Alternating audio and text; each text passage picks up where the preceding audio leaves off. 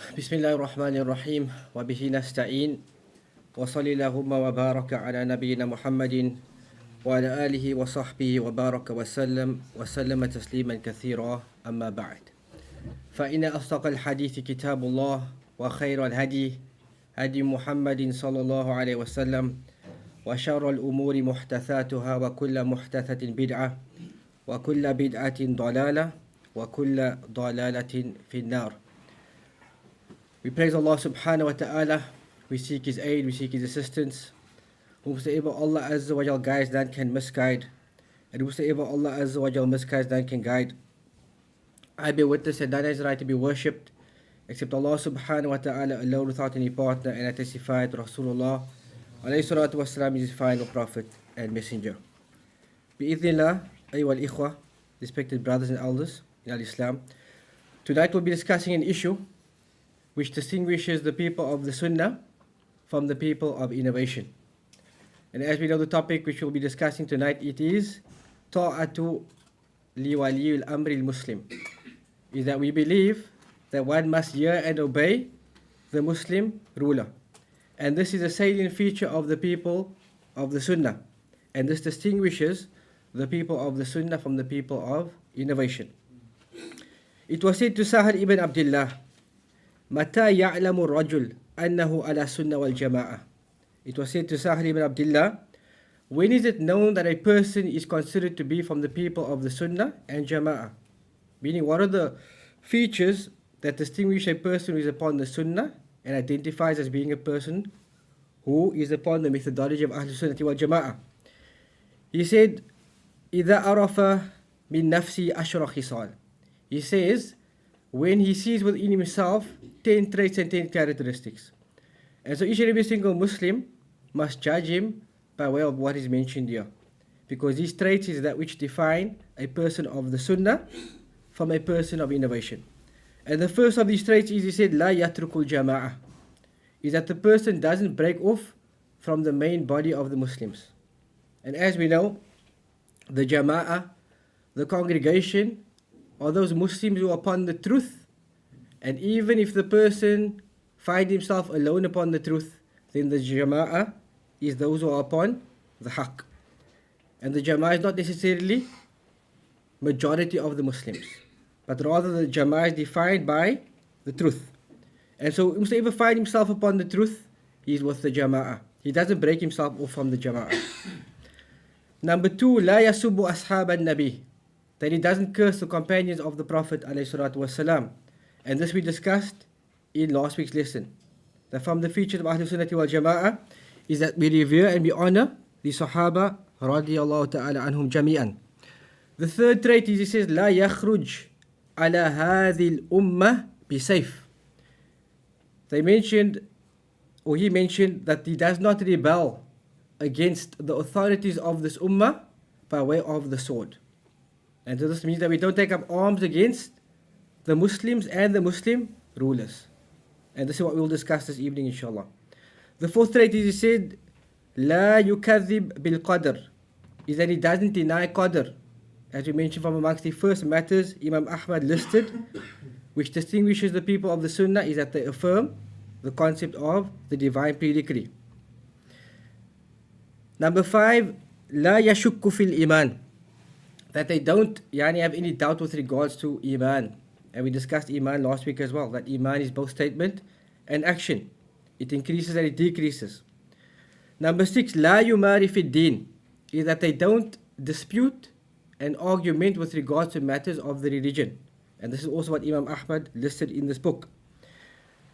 Number 8, لا يترك الصلاة على من يموت من أهل القبلة بذنب, that they don't leave off the janazah prayer upon any Muslim from the people of the Qibla who died upon major sins. That we don't declare them to be non-believers because they fell into major sins. And rather we believe that it is an obligation to pray upon both the righteous and the unrighteous. Whether the person was a major sinner, we believe that the prayer is an obligation upon him. The 9th point is, he said, لا يترك المسح على الخفين, that they don't leave off wiping over the khuffain, the leather socks. And we'll discuss this, why this became a matter of creed. And number 10, لا يترك الجماعة خلف كل وال جار أو عدل, is that they don't leave off the congregation behind every imam, meaning behind every Muslim ruler or leader, whether he is yani jar or adl, whether he is unjust or whether he is just. And these 10 traits he mentions makes a person from the people of the Sunnah. So amongst these traits he mentioned is that they don't leave off wiping over the khuffain, wiping over the leather socks. So how did this become a matter of creed? This became a matter of creed when certain groups rejected the concept and the ruling of wiping over the leather socks. It then entered into the books of creed.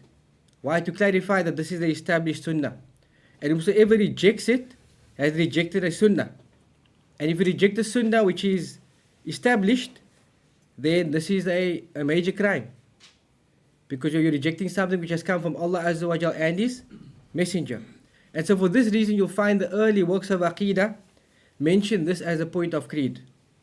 That which distinguishes Ahlul Sunnah from the people of innovation is that they see it permissible to wipe over the leather sock. And what they also entered into this is the issue concerning giving our allegiance and hearing and obeying to the Muslim ruler. So in principle, this was not a matter of Aqidah. But when Jama'at, when groups arose in this ummah and they rebelled against the rulers and they overthrew governments, or rather in those times, we'll say authorities, the Muslim authorities, and they rebelled against them, this then became a matter of creed. Why? Because this concept is established in the book of Allah subhanahu wa ta'ala. We mentioned last week, قُلْ أَطِيعُوا اللَّهَ وَأَطِيعُوا الرَّسُولَ وَأُولِي الْأَمْرِ مِنْكُمْ. Say, O Muhammad sallallahu alaihi wasallam, obey Allah and obey the messenger and obey those in authority from amongst you. So it is a command from Allah subhanahu wa ta'ala. And so when the groups like the Khawarij, those who rebelled against certain rulers, and they cropped up in the time of Uthman radiallahu ta'ala anhu, when they started propping up the evil head, the scholars then clarified the position of the people of Ahlul Sunnah with regard to this matter, is that we believe in hearing and obeying to the Muslim ruler. Why? Because Allah Azza wa Jal commanded us with this. And so we find that in the books of the Salaf revered this matter. They revered the matter concerning as-sam wa ta'a lil a'immah, that we hear and we obey to the Muslim rulers wherever they may be found. And they entered this into the books of Aqidah. Why? Because it was an issue which the people of innovation differed with the people of the Sunnah. And so this became a distinguishing feature of the people of the Sunnah, and this became the banner of the people of the Sunnah, that they did not see rebelling against the Muslim rulers. Any Muslim ruler who has been elected to be an authority over the Muslims, then as Muslims we don't deem it permissible to rebel against them. Whether they be righteous, whether they be unrighteous, or whether they be unjust.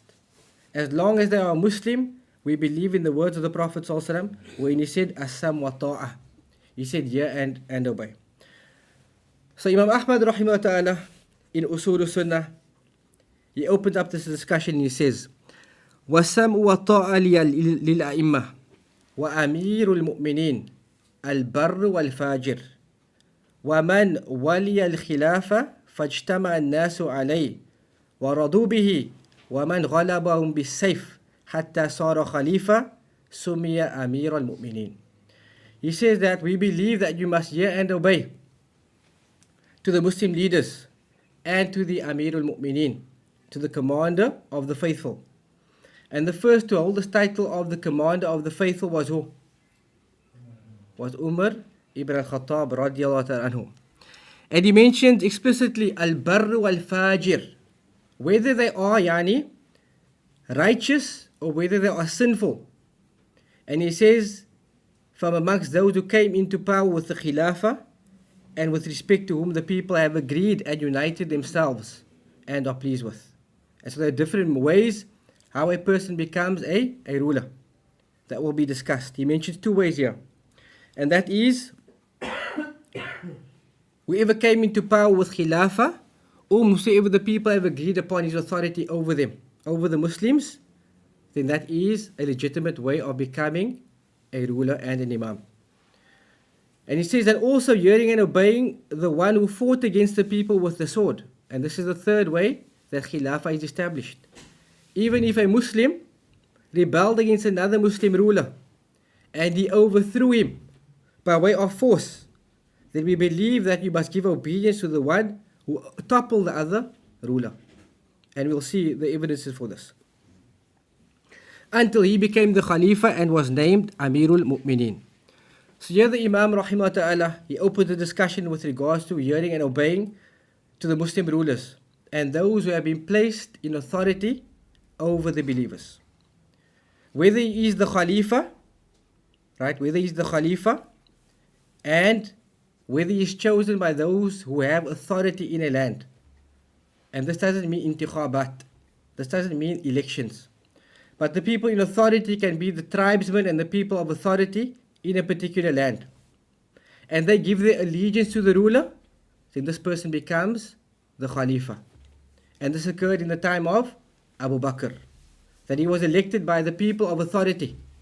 Some of the Ansar and some of the Muhajirun gathered and they had consultation and they elected Abu Bakr radiallahu anhu.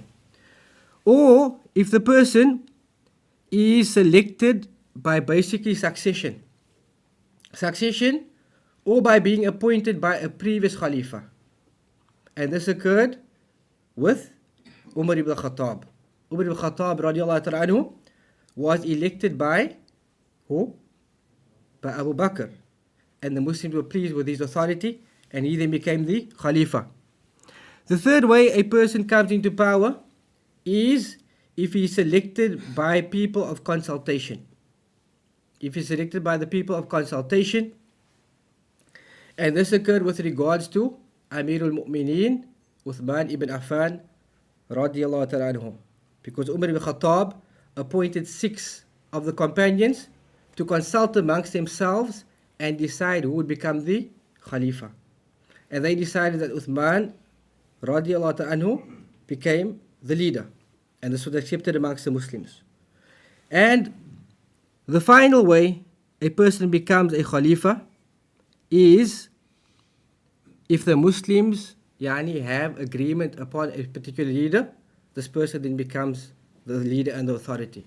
And this occurred in the time of Ali radiallahu ta'ala anhu. And this is mistaqu qawli Rasulullah sallallahu alaihi wasallam. This was the manifestation of the statement of the Prophet sallallahu alaihi wasallam. And the Prophet sallallahu alaihi wasallam's words, wherein he said, Al-khilafatu nubuwa 30 sana. ثم يؤتي الله الملك من يشاء. And this narration is found in Abu Dawud. That the Prophet said that Khilafatu Nubuwa, the authority that will be upon the system of prophethood, will be 30 sana. It will take place for 30 years. And thereafter, Allah subhanahu wa ta'ala will give dominion to whomsoever He wishes. And this is the reality. After the Khulafa, there was dynasties. Like the Umayyads and the Abbasids. There was dynasties. And the Prophet also prophesied this. So how did we come to the conclusion of the 30 years? Abu Bakr radiallahu anhu was the Amirul Mu'mineen for 2 years. Umar ibn Khattab for 10 years. Uthman ibn Affan radiallahu anhu for 12 years. And Ali ibn Abi Talib for 6 years. As if you add all of this together, it gives us the conclusion of 30 years. And the Prophet ﷺ prophesied this. And the scholars mention where the Prophet said, ثُمَّ يُؤْتِ اللَّهُ الْمُلْكَ مَنْ يَشَاءُ. Then Allah Azza wa Jalla will give authority to whomsoever He wills. Also became a reality. Because after the demise of the Khulafa, there were dynasties. So we know that the Khilafatul Nubuwwah refers to the Khulafa al-Rashidin, right? And whosoever came after them, who took authority by way of being elected or by force, then we believe that they had to be followed and obeyed, whether they were just or whether they were unjust. And we don't make the distinction between a just ruler and an unjust ruler. So we mentioned, why do we say this? And why is this a belief of a Muslim? It should be a belief of a Muslim, that we believe in giving our obedience to the Muslim rulers wherever they may be found. Why?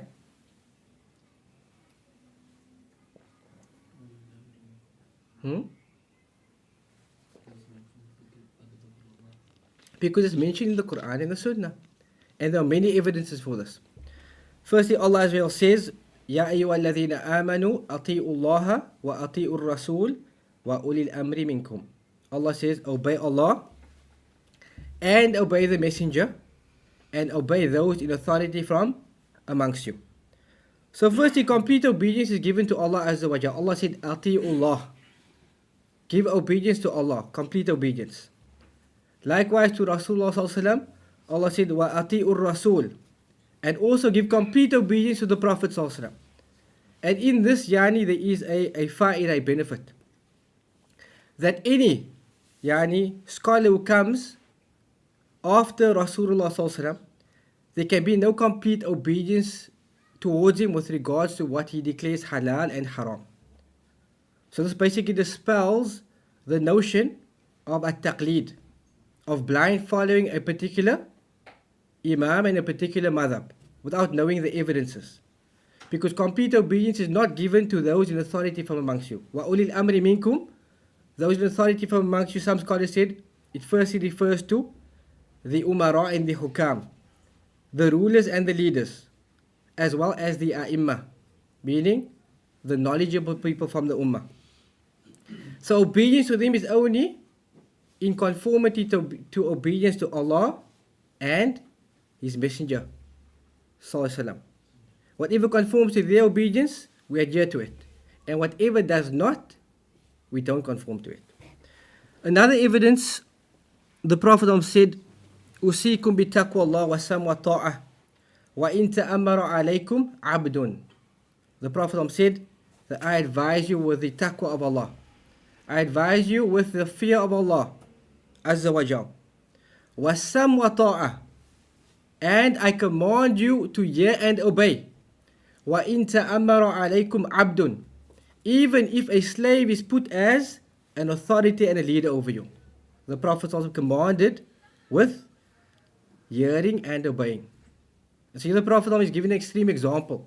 That even if a slave was put as an authority over you and a leader, then we don't look at his status. The right still remains that we hear and we obey.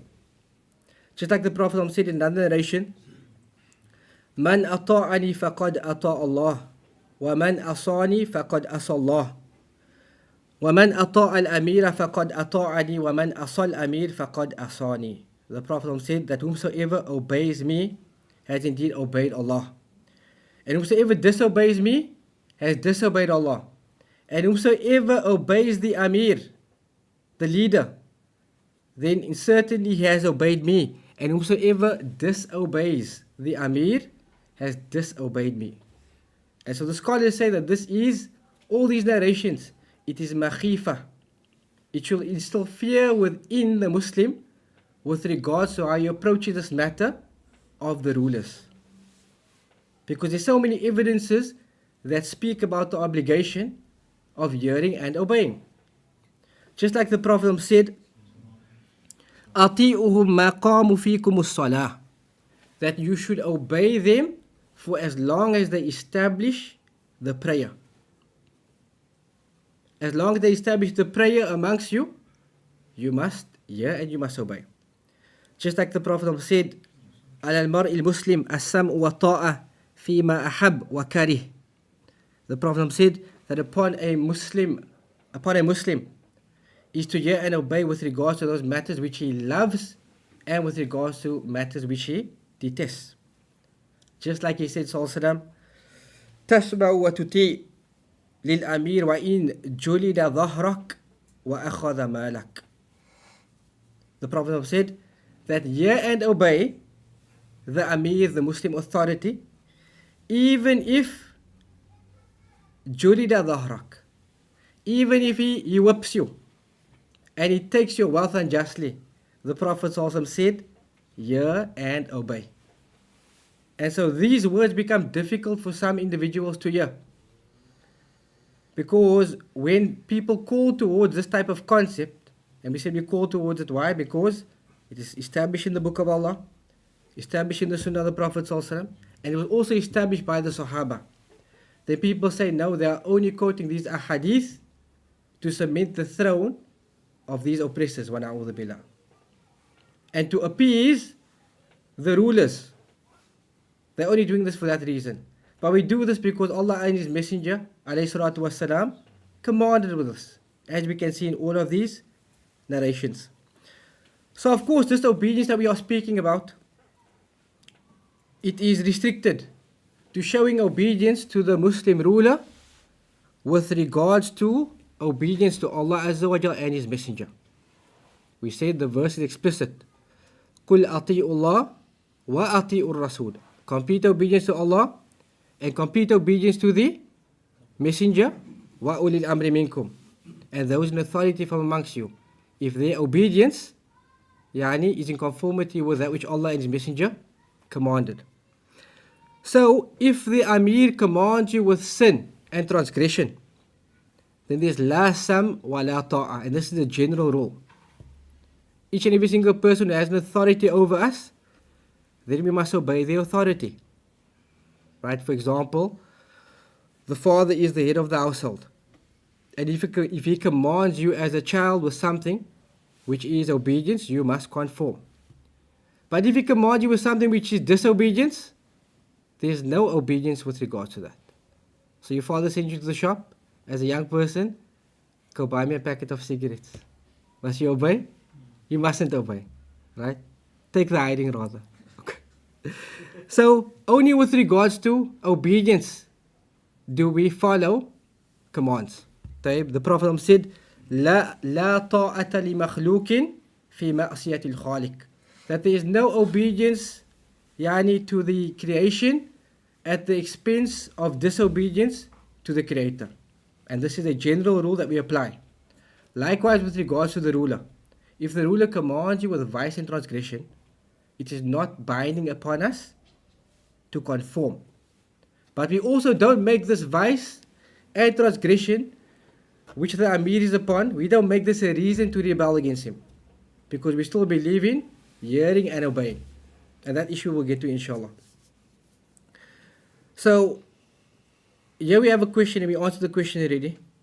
The fact that we don't hear and obey with regard to sin, does this mean that the other rights of the ruler falls away? No, because it still follows the general command and the general rule. So, Imam Ahmad then said, rahimahullah ta'ala, وَالْغَزُّ مَاضٍ مَا الْأُمَرَاءِ إِلَى يَوْمِ الْقِيَامَةِ وَالْبَرُّ وَالْفَاجِرُ وَلَا يُتْرَكُ قِسْمَةُ الْفَيْءِ وَإِقَامَةُ الْحُدُودِ إِلَى الْأَئِمَّةِ مَاضٍ لَيْسَ لِأَحَدٍ أَن يَطْعَنَ عَلَيْهِمْ وَلَا يُنَازِعُهُمْ وَالدَّفْعُ الصَّدَقَاتِ إِلَيْهِمْ جَائِزَةٌ وَنَافِذَةٌ وَمَنْ دَفَعَ إِلَيْهِمْ أَجْزَأَتْ عَنْهُ بَرًّا كَانَ أَوْ فَاجِرًا. So some people might think the things that Imam Ahmad is discussing, it was something which was specific to his times. But we will see after what we read now, that it is even applicable to our times as well. He says, وَالْغَزُّ مَاضٍ مَا الْأُمَرَاءِ. That participation in battles alongside the leaders is something which is everlasting. It is maldin. إِلَى يَوْمِ الْقِيَامَةِ. Up until the day of judgment. Al-barru wal-fajir. Whether the ruler is righteous or whether he is a sinner. If he establishes the call of jihad, and in this there is a benefit for the Muslims, they must hear and they must obey. And he says, La yutrak, and it is not left off. Wa qismatul fay'i, and also the division of the spoils of war. and appointing the rulers to establish the prescribed punishments, the hudud, are both everlasting. And he says it is not permissible for punishments, it is not permissible for anyone to rebuke them or to contend with them, the rulers. Also handing over the charity, the sadaqah to them is permissible. What does this refer to? It refers to the charity, which is wajib, zakat. If the ruler in a Muslim land, collects the zakat, it cannot be withheld under the premise that he is unjust or a sinner. It must still be dispensed to him. And he says, it is always operative and in effect. And whoever gives the charity to them, then that will suffice him. His obligation will be fulfilled, whether he is righteous or he is sinful. So from this we understand that those people who call for slogans such as boycotting the rulers and boycotting Hajj and Umrah, right, under the premise that they put forward, that they are unjust and they are sinners, by the people of the Sunnah this does not stand. Because he said that all of these practices, it is established, irrespective whether he is just or unjust. So the first thing he mentions here is that jihad is something which becomes a personal obligation upon whomsoever is under this authority, if the call for jihad is there. And there is a benefit for the Muslims in this. And this is the Imam who has been appointed by way of a Shari'i method. And we mentioned what are the Shari'i methods? We mentioned 4 ways, and Imam Ahmad mentioned them. What are they? Shura, appointment by the people who are in authority electing someone, or even if he overpowered a ruler who is in authority. If it is established by way of a methodology which is accepted in the Sharia, then we believe that he must be obeyed with regards to these matters. The first of it is jihad. That jihad, it occurs and it is everlasting behind each and every single ruler, whether he is a sinner or whether he is righteous. Right? And if it fulfills the criterion of jihad. Likewise, praying behind him. And here Imam Ahmad mentions jihad, and he mentions the prayer, and this is because in the time of Imam Ahmad, the person who used to lead the congregational prayer and the person who used to deliver the Eid sermons, it was the Imam. And by this we don't mean the religious leader, but by this we mean the authority of that state used to lead the prayers. So he mentions that all of these matters, it is established, Salatul Jamā. And he says even if there is oppression on the side of the ruler and there is shortcomings with regards to his own self, that he falls short with regards to the rights of Allah within his own self, as long as he establishes the prayer and as long as this person is upon Tawheed, meaning he utters the statement La ilaha illallah and there is nothing to extract him from al-Islam, a clear-cut evidence, he says these matters are established. And he also mentions, or Sheikh Salih al-Suhaimi mentions, that it is not permissible to repeat the prayers. That's why Imam Ahmad is mentioning this point here. That firstly, the congregational prayer, which is established behind an Imam, who is unjust, who is a sinner, the prayer behind him is not repeated. Likewise, if the person also dispensed his zakat and was forcefully taken from him, right, his zakat stands and he fulfilled the obligation. He doesn't need to repeat paying the zakat. Okay? And Sheikh Suhaimi says that those who repeat this, that they pray behind the Imam and then after the Imam concludes they repeat the prayer, he says this is an innovation. And the Prophet said, Man ahdatha fi amrina hadha ma laysa minhu fahuwa raddun. That whosoever introduces into this matter that which is not from it, will have it rejected. Will have it rejected. So this we learn from these lives of the Sahaba themselves. And when you study history, you will see this concept manifest. That they prayed behind rulers who were oppressors, and rulers who were unjust, and rulers who were even known for drinking intoxicants. A ruler by the name of Hajjaj ibn Yusuf al-Thaqafi, and you can go home and you can read up about him, who was an oppressor. That if you think, according to our understanding, that today the authorities which are placed over the Muslims are bad, according to the claim of some, if you read about them, you'll be disturbed. And you ask yourself the question, how could the Sahaba have patience upon their oppression? Hajjaj ibn Yusuf al-Thaqafi was that oppressor who killed the Sahabi Abdullah ibn az-Zubayr. He killed the Sahabi, and he even destroyed the Kaaba, because he kept Makkah under siege for a period of time, because the Sahabi was inside of Makkah. And then he shot catapults into Makkah, and he destroyed the Kaaba. And after he killed the Sahabi, he crucified him, he hung him up on a pole for many, many days, as a sign for whoever comes after him. And this occurred in our history. But yet we find senior Sahaba, like Anas ibn Malik, and we find Abdullah ibn Abbas did not call for rebellion against this ruler. And they prayed behind him, and they never ever repeated their prayer. And so this is the precedence for this concept, that today we find people say that the scholars, for example, of Saudi Arabia are complicit to whatever is happening in Saudi Arabia, right? And they say that the ulama fear to speak the haqq. But the ulama know what to speak about. And the ulama are following established principles in our religion, which people are unaware of. Like these principles that we are explaining. The concept of hearing and obeying. Even if the ruler is an oppressor. And we're not saying that this is the case.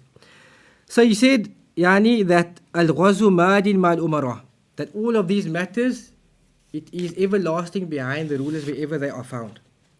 And he said, Salatul Jum'ah khalfahu wa khalfa man walahu jaizah baqiyatama raka'ataini. And he says that performing the Jum'ah prayer behind the ruler and behind whoever he appoints is permissible, and it is tama. It is permissible and it is perfect. And he says it consists of 2 raka'ahs. And he says, and whoever repeats them after praying behind the Imam, Imam Ahmad says, فَهُوَ مُبْتَدِعٌ. That whoever repeats the prayer behind an Imam, and we take the premise that the Imam is unjust, then Imam Ahmad says this person who repeats the prayer is a mubtadi'. He is an innovator. Because this is the salient feature of the innovators, the Khawarij, those who call for rebellion against the Muslim rulers and the toppling of Muslim governments. And their call only leads to chaos and fawda. So Imam Ahmad says this person is an innovator if he does this. And he says, tarikun lil athar. And this person, has abandoned the narrations. Mukhalifun lis sunnah. So Imam Ahmad is using very strong words here. He's saying that this person who took this approach with regards to the ruler has left off the narrations.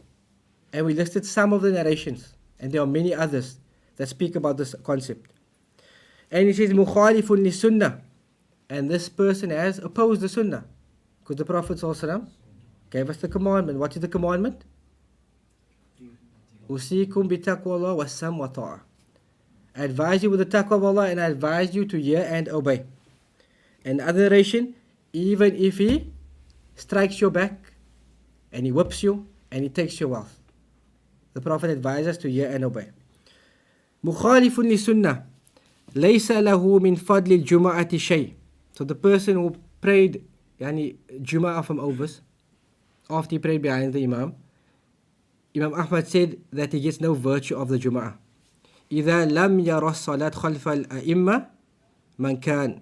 If he sees that it's not permissible to pray behind the rulers who are righteous or those who are sinners. He says, فَالسُّنَّةُ أَن تُصَلِّيَ مَعَهُمْ رَكَعَتَيْن. That the sunnah is to pray behind them raka'atayn. مَنْ أَعَادَهُمَا فَهُوَ مُبْتَدِعٌ. And whomsoever repeats it is an innovator.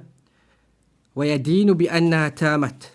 And that he acknowledges that whatever he prays behind the Imam, it is accepted and it is perfect.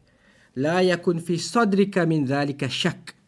And he says there should be no doubt in your heart that what you've done is correct.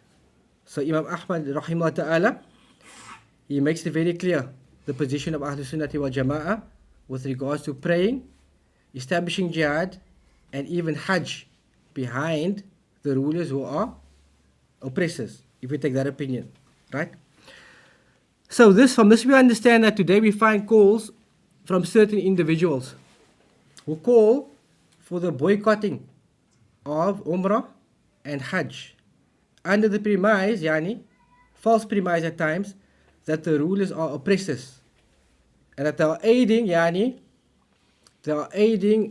the Zionists and they are aiding the kuffar against the Muslims. That this claim, it is a false claim. So these people want us to forego an established pillar of al-Islam for a false premise, right? And they make claims that these rulers, which is conspiracy theories, are descendants of Jews, right? And they are in cahoots with the Zionists. And that they have, allied themselves against the Muslims. That they set up allegiances, with the kuffar to defeat the Muslims. And because of this, they fell into kufr. And because they're upon kufr, we don't believe that it is an obligation upon us to hear and obey. And all of this is, false claims. All of these are false claims. So, what Imam Ahmad has mentioned here, rahimahullah ta'ala, we said it is set established principles.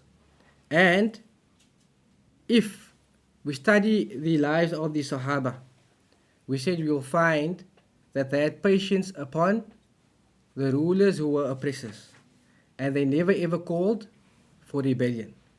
So just like today, a'udhu billah, where people make these claims of our scholars that they are complicit and that they are cowards, a'udhu billah, if this was the case, and we say this is not the case, then that same rule should be applied to the companions, a'udhu billah. Because they also had patience with the rulers and they never ever called for rebellion. They never ever called for rebellion.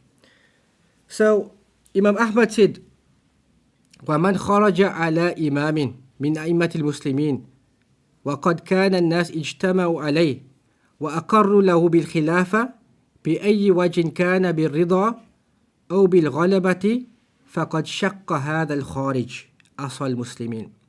Imam Ahmad said, whoever revolts against a leader from amongst the leaders of the Muslims after the people had agreed upon him and united themselves behind him, after they had affirmed the Khilafah for him in whatever way the Khalifa may have been established, whether it came about by their pleasure and acceptance or by his force and domination over them, then this revolter, and he called him a Kharij, this revolter has disobeyed the Muslims and he has split the Jamā. He then said, rahimah ta'ala, وَخَالَفَ الْآثَارِ عَنْ رَسُولِ اللَّهِ صلى الله عليه وسلم, and he has opposed the narration which has come from the Prophet صلى الله عليه وسلم. فَإِنْ مَاتَ الْخَارِجْ عَلَيْهِ مَاتَ مَيْتَةَ الْجَاهِلِيَّةِ. And if the person dies in the state, he has died in the state of ignorance.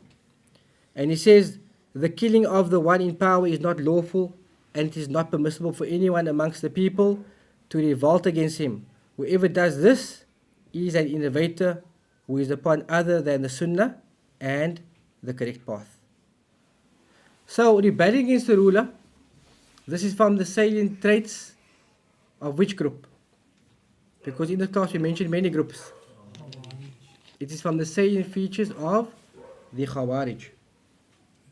So you think that the ruler can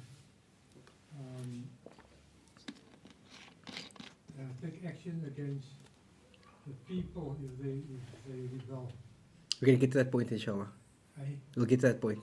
That's coming up next, inshallah. So we see that that's from the salient traits of the Khawarij.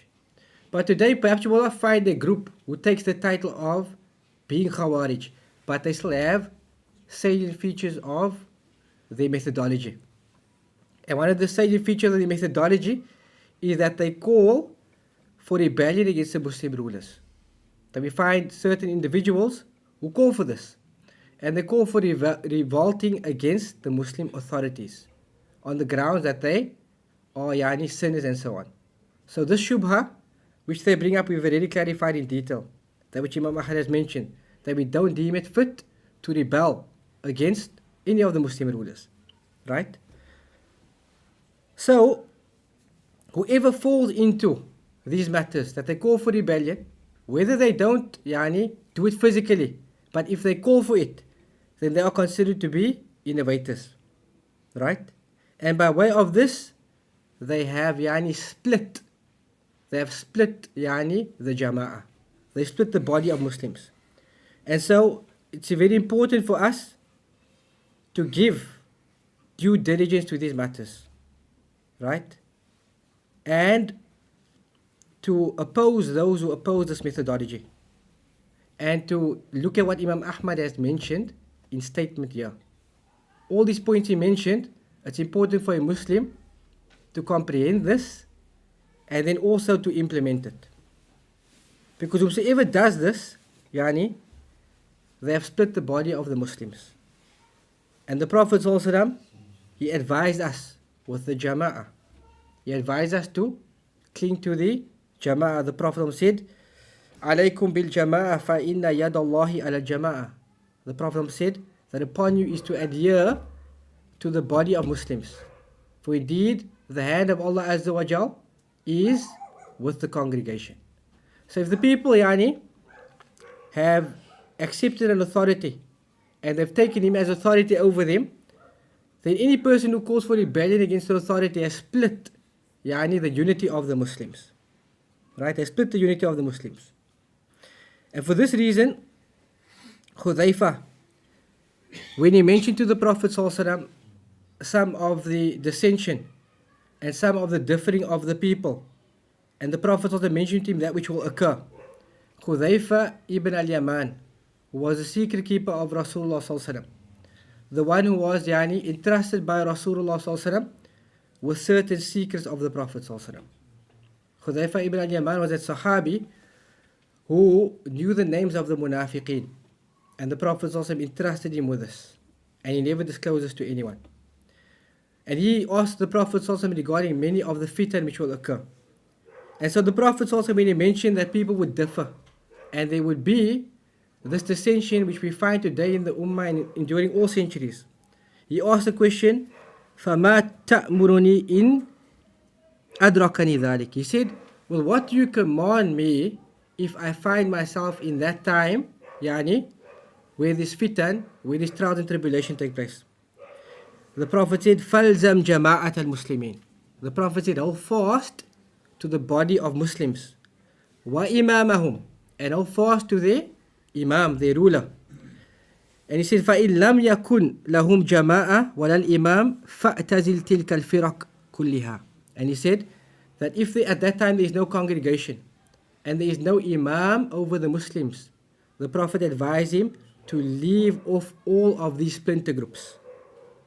Right? All of these splinter groups, leave them off. He said, وَلَوْ أَن تَغُضَّ بِأَصْلِ شَجْرَةٍ حَتَّى يُدْرِكَكَ الْمَوْتُ وَأَنْتَ كَذَلِكَ. He said, even if it was that you must bite down and hold fast to the root of a tree, up until death comes to you and you find yourself in that state. So these fitan which the Prophet prophesied, it occurred. And it occurred after the time of the Khulafa al-Rashidun, when the dynasties were established. The people split into splinter groups. And some senior Sahaba, they never gave their allegiance to any of these splinter groups who split off from the main body of Muslims. However, when a ruler came into power by force and they overpowered these other groups, What did the Sahaba then do? They gave their allegiance to these authorities, right? They gave their allegiance to these authorities because in the Jamā there is goodness. And from the salient features of the Sunnah is that there is congregation. Like Ibn Taymiyyah said. He said from the salient features, of the people of Sunnah and Sunnah is that there is congregation. Congregation upon the Haqq. And from the salient features of innovation is that there is furqa. From the salient features of innovation is that there is splintering and splitting off from the main body of Muslims. So all that which Imam Ahmad mentioned here, whoever does that, opposes the ruler and rebels against him and calls for rebellion, he says that is an innovator who is upon other than the Sunnah and the correct path. Imam Ahmad then mentioned rahimahullah ta'ala, and we'll just read the segment inshallah. وَقِتَالُ اللُّصُوصِ وَالْخَوَارِجِ جَائِزٌ إِذَا أَرَادُوا لِلرَّجُلِ فِي نَفْسِ وَمَالِهِ. That fighting against the thieves and those who revolt against the rulers, even if they are Muslims, is jaiz. It is permissible. إِذَا أَرَادُوا لِلرَّجُلِ فِي نَفْسِ وَمَالِهِ. That is when they sit upon a man with respect to his life and his wealth. Because whomsoever is killed defending his wealth, then he is a martyr. Right? And then he says, فَلَهُ أَن يُقَاتِلْ النَّفْسِ وَمَالِهِ. It is upon the Muslim who is, for example, in a Muslim country, and other Muslims try to harm him or his property, he can defend himself. Imam Ahmad said it is permissible for him to fight to defend himself and to defend his wealth. So this answers the question which Uncle Shafi had, is that if his authority, can he then fight a rebel group? And yes, he can. Likewise, the person who is an individual in a Muslim land, if any person tries to take his wealth, he can defend his property and he can defend his life. وَيَدْفَعُ عَنْهَا بِكُلِّ مَا يَقْدِرُ عَلَيْهِ. And he can defend himself by any means possible. وَلَيْسَ لَهُ إِذَا فَارَقُوهُ أَوْ تَرَكُوهُ أَن يَطْلُبَهُمْ. However, if this person who tries to harm you or your property, he flees, then it is not for you to pursue him. It is not for you to pursue him. وَلَا يَتَّبِعَ أَثَارَهُمْ. Nor do you follow them up and try to track them, right, for the sake of vengeance. He says, لَيْسَ لِأَحَدٍ إِلَّا الْإِمَامِ أَوْ وُلَاةِ الْمُسْلِمِينَ. And this is for none other than the Imam, the Muslim authority, or one of the governors of the Muslims. And for what reason is this? So that it doesn't create chaos and unnecessary spilling of blood between groups, in this context.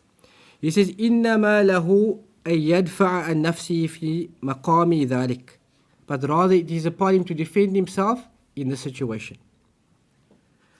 وَيَنْوِي بِجُهْدِ أَنْ لَا يَقْتُلَ أَحَدًا. And he intends by way of his striving against them that he should not intend to kill any person. And so the scholar said, if any person tries to take your wealth or your life, you must not intend to kill the person. Right? You don't intend to kill the person, you only intend to defend yourself. فَإِنْ أَتَى عَلَيْهِ فِي دَفِعِ عَنْ نَفْسِهِ فِي الْمَعْرَكَةِ فَأَبْأَرَ اللَّهُ الْمَقْتُولِ. However, if the person who tries to harm you and you defend yourself, and as a result of you defending yourself, you kill this person, فَأَبْأَرَ اللَّهُ الْمَقْتُولِ. Then in this state, this person is far removed, meaning from himself and from goodness. This person would have removed himself from goodness. He incurs upon him the wrath of Allah subhanahu wa ta'ala. إن كتل هذا في تلك الحال وهو يدفع النفس ومالي رجوت له الشهادة كما جاء في الأحاديث. And if the person who defended himself in this context, that he defended his wealth and his property and his honor, and the person then was killed in the situation, Imam Ahmad says, رَجَوْتُ لَهُ الشَّهَادَةِ. Then we hope for him that he attained martyrdom, as has come in the hadith. وَجَمِيعُ الْآثَارِ فِي هَذَا إِنَّمَا أُمِرَ بِقِتَالِهِ. And all of the narrations that speak about defending a person, himself or his property, it has only given the justification to fight off the person. وَلَمْ يَأْمَرْ بِقَتْلِهِ. And there is no commandment that the Prophet ﷺ said you must kill the person who transgresses yourself or your property. وَلَا اتِّبَاعِهِ. Know that you follow him after he committed a crime. وَلَا يُجْهِزْ عَلَيْهِ إِنْ سُرِيَ أَوْ كَانَ جَرِيحًا. Nor does one pursue him and finish him off should he fall to the ground or become wounded. And he says, if he took him as a captive, he should not kill him, nor carry out the prescribed punishment against him, but rather he should raise this matter to whomever Allah Azza wa Jalla has appointed and given authority, so that he may judge in this matter. So all of these issues that Imam Ahmad rahimahullah mentioned in this segment, it relates to the concept of sam'a ta'a, hearing and obeying the Muslim authority. And we say the Muslim authority is whoever has been given authority by the people or by the people of authority and is being elected as a leader of the Muslims, wherever he may be found. If he has achieved the status by way of a legislated means, or even if he did this by overpowering a previous ruler, then we believe in the concept of hearing and obeying the Muslim ruler. And this issue we said it is a matter which defines the people of Sunnah from the people of innovation. So many Muslims, without having knowledge, they make statements regarding rulers, generally wherever they are. And they say, no, it's known that these rulers are in cahoots with the kuffar, so they're also kuffar. And they don't deserve to be authority of the Muslims. This type of rhetoric, it is not the rhetoric of a person who is upon the Sunnah. Because the Sunnah has clarified how we approach this matter. So this matter is an important matter to clarify, even though it seems like it went over most people's heads this evening. And it's something which is not relative to us. But if you look at the current situation and what is happening in Palestine and the position of authorities with regards to this, then we find that many Muslims have taken positions on these authorities based upon some type of doubt or some type of shubha. But just because you have a shubha regarding a particular matter, a doubt regarding a particular matter, doesn't make this the reality. So it's upon us to weigh ourselves by way of that which Imam Ahmad has mentioned, and this is what defines a follower of the Sunnah from a person who follows innovation. We ask Allah subhanahu wa ta'ala to grant us the ability to live and die upon the Sunnah and to follow the narrations, even if they are for us or against us. Ameen ya Rabbil Alameen. نكتفي بهذا سبحانك اللهم وبحمدك أشهد أن لا إله إلا أنت أستغفرك وأتوب إليك والسلام عليكم ورحمة الله تعالى وبركاته.